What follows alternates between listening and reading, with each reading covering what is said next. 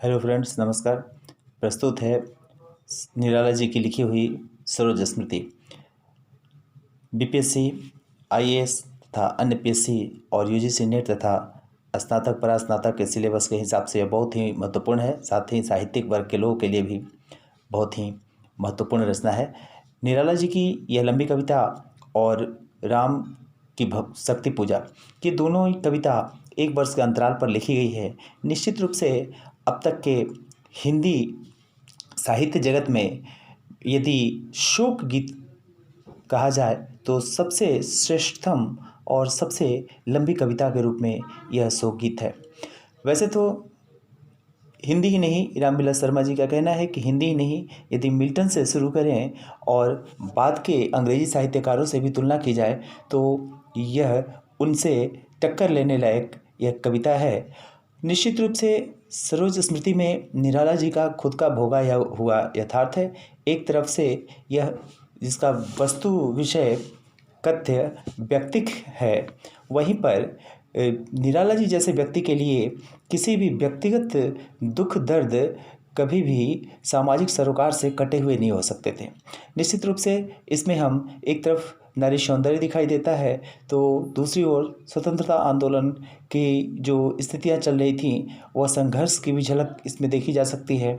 और साथ ही यदि कहा जाए तो किस तरीके से निराला जी को साहित्यिक वर्ग के द्वारा उपेक्षित होना पड़ा था, ये सारी चीज़ें एक साथ समायोजित होती हैं। किंतु निश्चित रूप से यह कहना सबसे उचित होगा कि सरोज स्मृति का मूल भाव व्यक्तिक ही है और यह वेदना की असीम सीमा पर लिखी गई है। जिस तरह से राम की शक्ति पूजा में राम कहते हैं कि धिक जीवन जो पाता पाया ही आता विरोध, जानकी उद्धार प्रिया का हो न सका। उसी तरीके से यहाँ भी निराला जी आत्मग्लानि से भर उठते हैं जब कहते हैं धन्य मैं पिता निरर्थक था, तेरे हित कुछ कर न सका। अब एक पिता की कितनी विषम वेदना होगी यह कहते हुए कि मैं तेरे हित कुछ कर न सका, और वह भी तब जबकि जाना तो अर्थागमो पाए पर रहा सदा संकुचित का है। तो जब इतनी क्षमता, असीम क्षमता के बावजूद, जैसा कि हम जानते हैं कि जूही की कली निराला जी की रचना को वापस भेज दिया गया था और साहित्य जगत के जो उस समय के पुरोधा लोग थे, जिन लोगों ने साहित्याकाश में अपना वर्चस्व स्थापित किया था, निराला जी की रचनाओं के प्रति उपेक्षा भाव दिखाया था। निश्चित रूप से इन सारी चीज़ों के चलते निराला जी को व्यक्तिगत जीवन में कठोर संघर्ष की स्थिति का सामना करना पड़ा और इसी की व्याख्यान की गई है सरोज स्मृति में। सरोज उनकी पुत्री हैं और जिनका बहुत ही कष्टपूर्ण जीवन बीता, क्योंकि बाल्यकाल में ही माँ की गोद से उन्हें वंचित रहना पड़ा।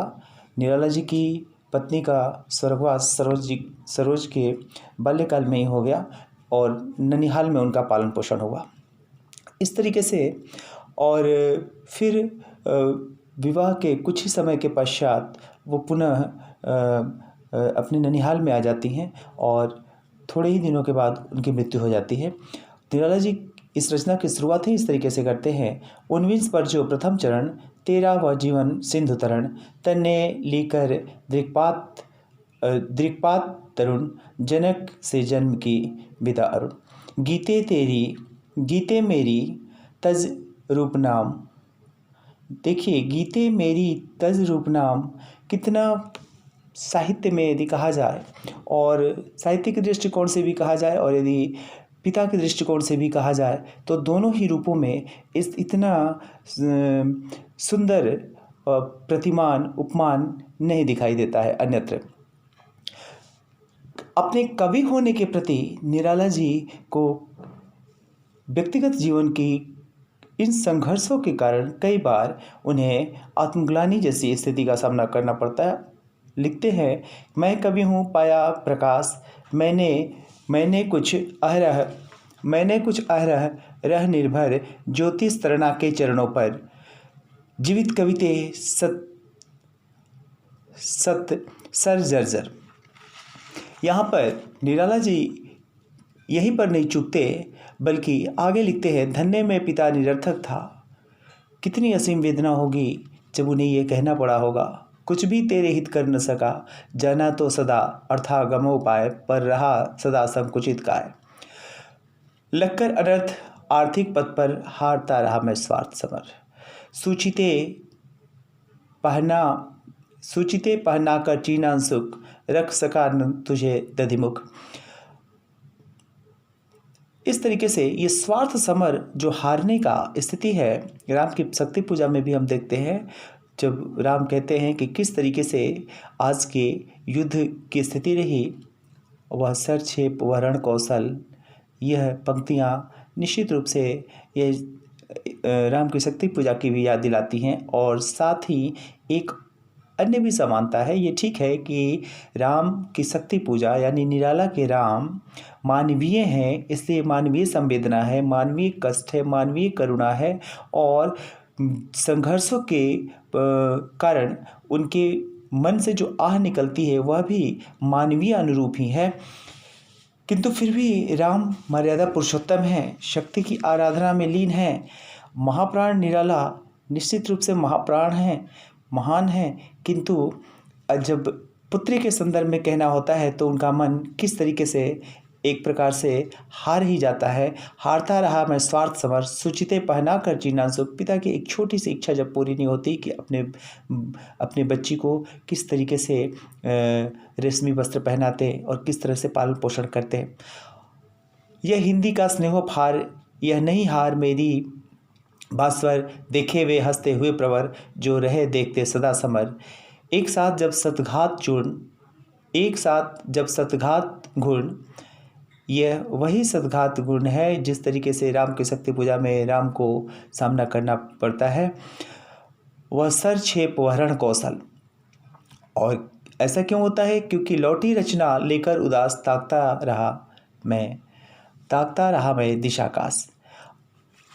इस तरीके से संघर्ष के दिनों की स्थिति का सामना करना पड़ता है, और इसी संघर्ष की स्थिति के कारण सरोज को अपने ननिहाल में जीवन बिताना पड़ता है।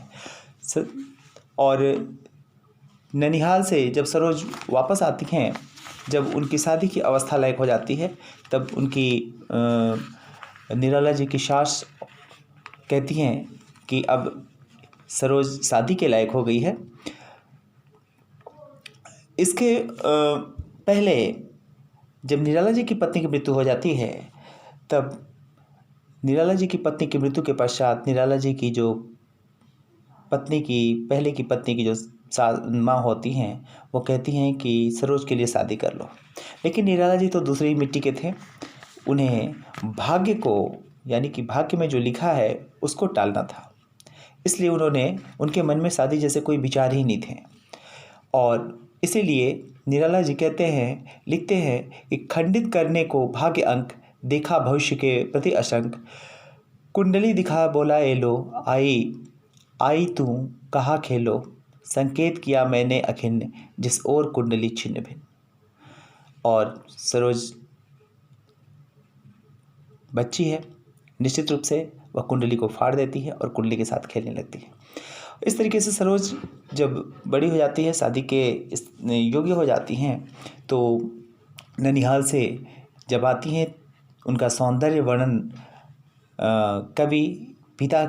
कभी निराला जी इस तरीके से करते हैं, धीरे धीरे फिर बड़ा चरण कर पार कुंजित तारुण्य सुघर, आई लावण्य भार थर थर, कापा कोमलता पर सस्वर, ज्यो मालकोस नवीणा पर।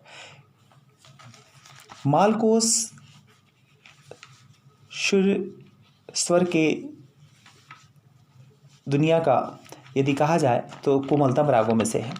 और पुत्री की जब श्रृंगार यौवन का वर्णन कर रहे हैं, तो निश्चित रूप से एक पिता किस तरीके से संयमित भाव में अपनी सारी यूँ कहें कि रचना धर्मिता और साथ ही साथ पिता की धर्मिता भी, और साथ में श्रृंगार का प्रतिमान, एक नया प्रतिमान जो उन्होंने गढ़ा है, वह अतुलनीय है और दिव्य है।